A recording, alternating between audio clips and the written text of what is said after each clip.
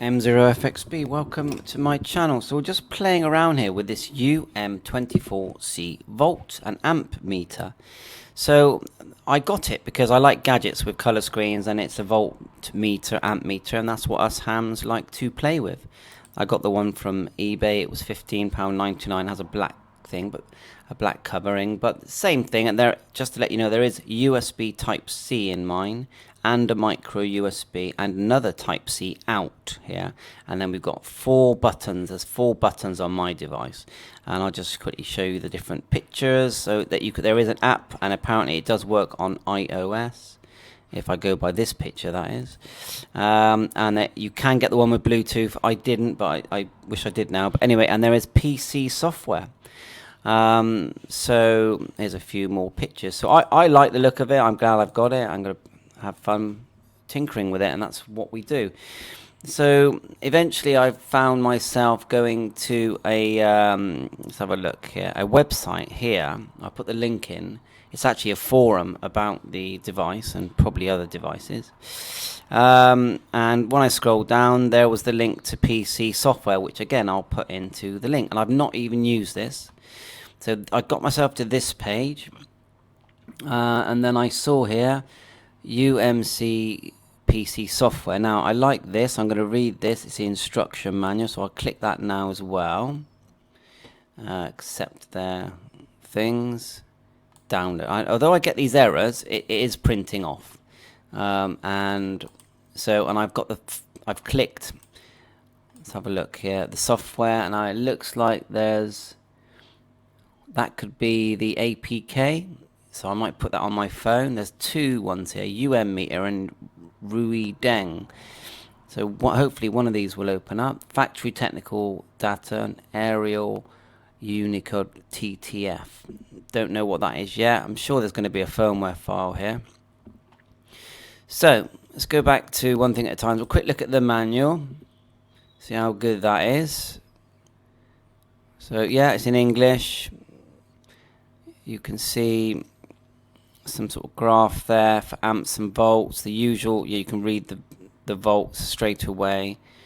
Data connection cable, impedance measuring interface. So it tells you what resistance I think you're getting from your cable. Device layout, multifunction buttons, micro USB. Yeah, this is the same as mine. It's color screen. Operating instructions. We've already got it in English. Mine does boot up with a different image.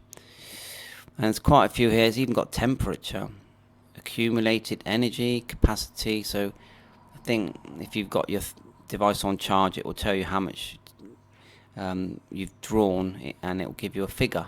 And I know there's group modes here: quick charge recognition, data connection, measurement procedure. So we're not going to look at this too close now, but look, there's some sort of graph, I suppose, when you're charging items.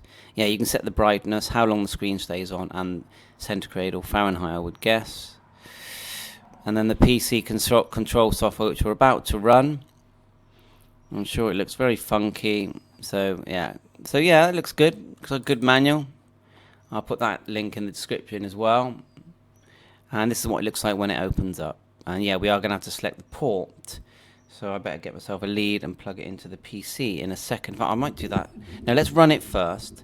I've got a lead here, so it's not going to be a problem to plug it into the PC. Actually, I can just thinking about it. There is a USB, isn't there? You can see it. Hopefully, you can see it in on the camera. There's a USB there, so that's not a problem.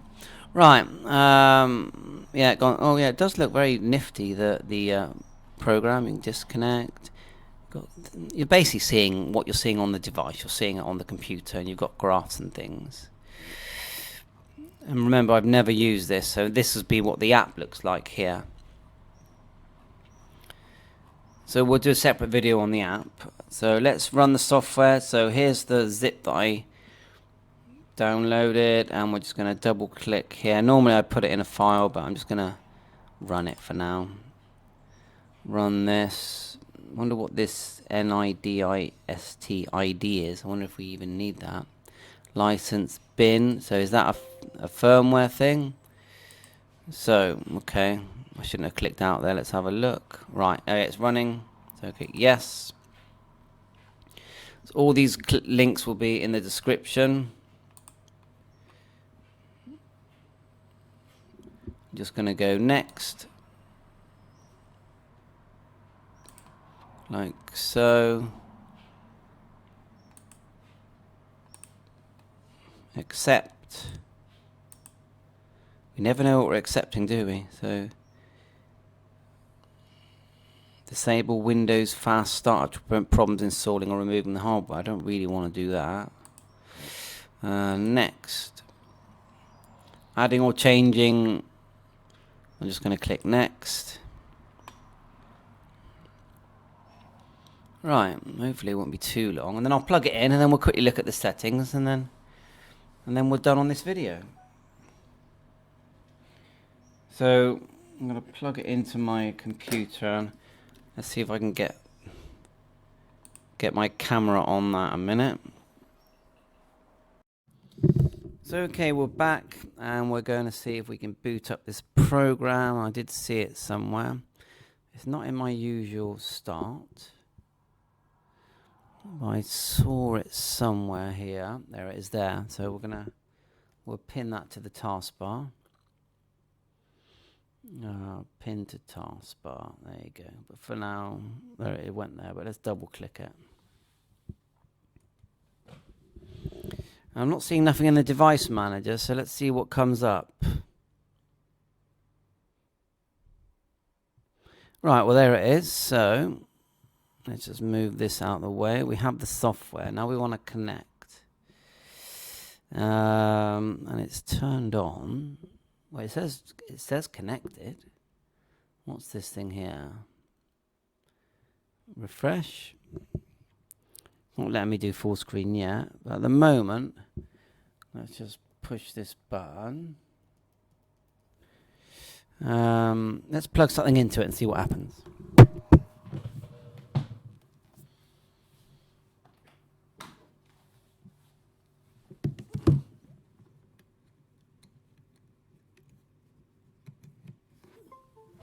Okay, I just plugged my phone into it. And it's not showing nothing at the moment. Let's just have a little tinker and see if we can get it to show something. Okay, so we're going to finish up there because it looks like you definitely need to have the Bluetooth version, which is £5 more, to be able to use this device on your PC or your Android device. And yeah, I'll put a link in the description so that you can download these items. So if you buy one, I definitely think, yeah, buy the Bluetooth version. 7.3, all the best.